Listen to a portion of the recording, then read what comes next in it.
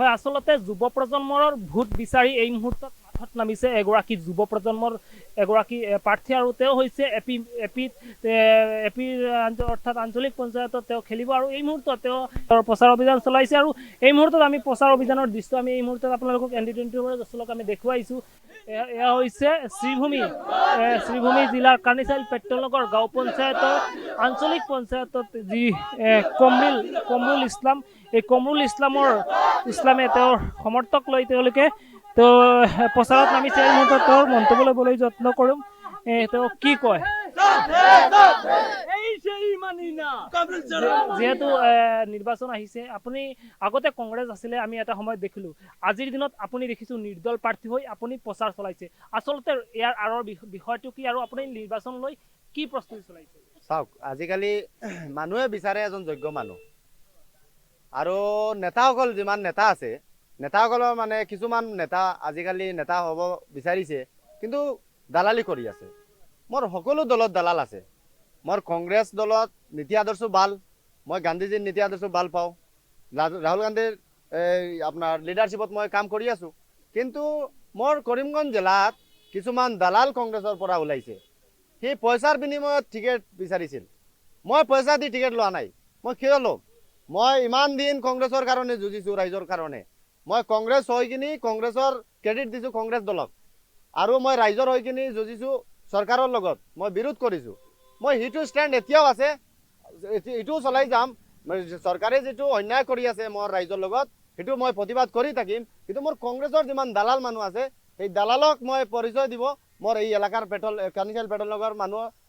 মই যেতিয়া টিকেট পোৱা নাই, মোৰ টিকেটটো একদম ফাইনেল আছিলে। মই এজন মানে ককাই দুখাইছিলে, মই তাৰ জনাজাত গৈছিলোঁ। সেই জনাজাত টাইমত টিকেটটো মোৰ মানে বেলেগ এজনত দি দিলে। যাই হওক সেইটো দেৱাৰ আঁৰত মানে সি কেনেকুৱা দিলে কি কৰিলে কোনোবাই কৰিলে সেইটো এতিয়া মানে ইনভেষ্টিগেশ্যন চলি আছে। কিন্তু ইনভেষ্টিগেশ্যনটো চলি থাকে। মই MP ইলেকশ্যনতো চালোঁ, মই 21 ইলেকশ্যনতো চালোঁ, ইনভেষ্টিগেশ্যন হৈ থাকে। পাছত আৰু এই ৰাজ্যসভা ইলেকশ্যনতো সেইটো হৈছিলে, পাছত আৰু নামটো একদম ওলাব নোৱাৰে। সেইটো কেনেকৈ সেইটো মই গম বিচাৰোঁ। মই ভাবিছোঁ এতিয়া ৰাহুল গান্ধী আৰু গৌৰৱ গগৈৰ নেতৃত্বত মানে অসমত যদি গৌৰৱ গগৈৰ নেতৃত্বত এতিয়াও যদি এইটো ইনভেষ্টিগেশ্যন ভাল কৰি হয় আৰু সেই দালালগুলা ওলাই দিয়ে আৰু মানুহ এতিয়া কৰিব মানে এতিয়া কৰিমগঞ্জৰ ৰাজনীতি ইমান প্ৰেক্ষাপট হৈছে যিমান নিৰ্দল মানুহ আছে বেছি অংগত মানে কংগ্ৰেছী মানুহবিলাক নিৰ্দল খেলি আছে। সেই নিৰ্দল মানুহবিলাক এতিয়া ইণ্ডিপেণ্ডেণ্ট মানুহবিলাক যেতিয়া আহিব আৰু কংগ্ৰেছত যিমান দালাল আছে চব দালালক গালত ধৰি ওলাই দিব কংগ্ৰেছ অফিচৰ পৰা। তাৰপিছত কংগ্ৰেছ অফিচত মই যিহেতু এটা সময় দেখি পাইছিলোঁ আপুনি কংগ্ৰেছ অৰ্থাৎ এখন চিম্বল লৈ খেলিছিলে, আপুনি জয়যুক্ত হৈছিলে। কিন্তু আজিৰ দিনত আপুনি যি খেলিছে নিৰ্দল হৈ আপোনাৰ জয় লৈ আপুনি কিমান আশা পায়? মইতো আজি যদি ভোট হয় মই মানে কি ক'ম, আল্লাহ আছে, আল্লাহৰ হুকুমত মই 100%। সেইটো কনফিডেঞ্চ অভাৰ কনফিডেঞ্চ নহয়, মই কনফিডেঞ্চ কৈ আছোঁ। মই গৌৰৱ পেটিছোঁ, মই ৰাইজৰ লগত থকা মানুহ। সেইকাৰণে ৰাইজে মোক টিকেট দিছে। এতিয়া ৰাইজে জয়ৰ টিকেট মোক দি দিছে। আপুনি খালি 2 তাৰিখৰ অপেক্ষা কৰি আছে। মানে আজি যদি ভোট হয় আজিও মই জিতিম আৰু 2 তাৰিখ যদি হৈ যায় মানে এইটোতো আৰু মানে এটা টাইম আছে। সেইকাৰণে এতিয়া মানুহ ইমান ৰাইজ ওলাইছে আমাৰ মানে আজি মই পাৰ্মিশ্যন মানে পালোঁ। সেইকাৰণে মই কাম চলাই আছোঁ ৰাইজৰ লগত। মই সকলো ৰাইজৰ ঘৰত গৈছোঁ, চবৰ দোৱা আছে, আশীৰ্বাদ আছে। মই মানে লংগাইঘাট জীৱিত আগতে আছিলোঁ।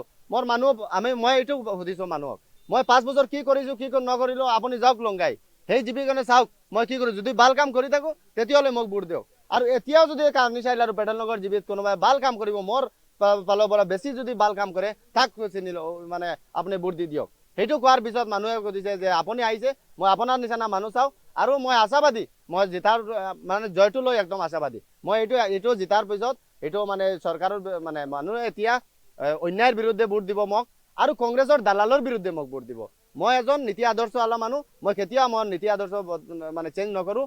মই গান্ধীজীৰ নীতি আদৰ্শ লৈ এতিয়াও কাম কৰি আছোঁ, চলিয়া যাওঁ। এক কথাত আপুনি কংগ্ৰেছৰ হৈ আপোনাৰ যুঁজটো না মোৰতো যুঁজটো মই ইলেকশ্যনটো এই 14ৰ পৰা মানে যিমান ষ্টুডেণ্টৰ পৰা ইলেকশ্যন মানে মই কি কয় যেতিয়া বিজেপি গভৰ্ণমেণ্ট আহিছিল তেতিয়াৰ পৰা মই বিৰোধীত আছোঁ। এতিয়া মোৰ যুঁজটো বিজেপিৰ লগত হ'ব। কংগ্ৰেছৰ যে কেণ্ডিডেট আছে তাৰ লগত মোৰ মানে যুঁজটো নহ'ব। আৰু এজন বেলেগ ইণ্ডিপেণ্ডেণ্ট আছে AGPৰ পৰা সুধিছিলে, তাৰপিছত কংগ্ৰেছৰ পৰা সুধিছিলে টিকেট, তাৰপিছত বিচাৰি নাপায় এতিয়া নিৰ্দলত খেলি আছে। যাই হওক সেইটো ব্যক্তিগত ব্যাপাৰ।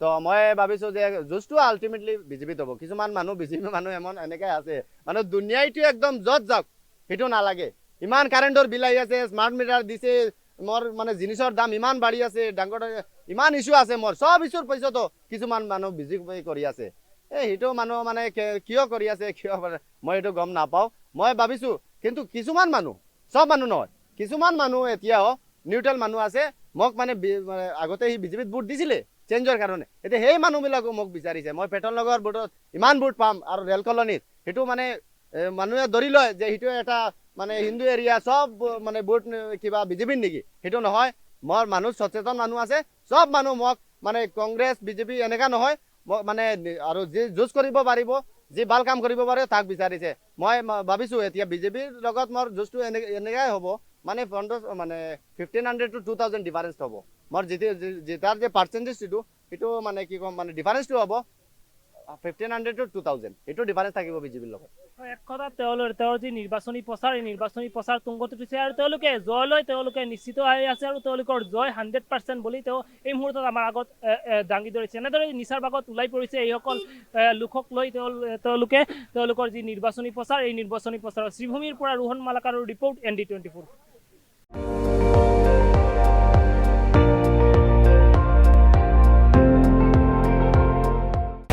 আপুনি চাই আছে ND24 সৰ্বশ্ৰেষ্ঠ নহয় সৰ্বোত্তমৰ দৌৰ।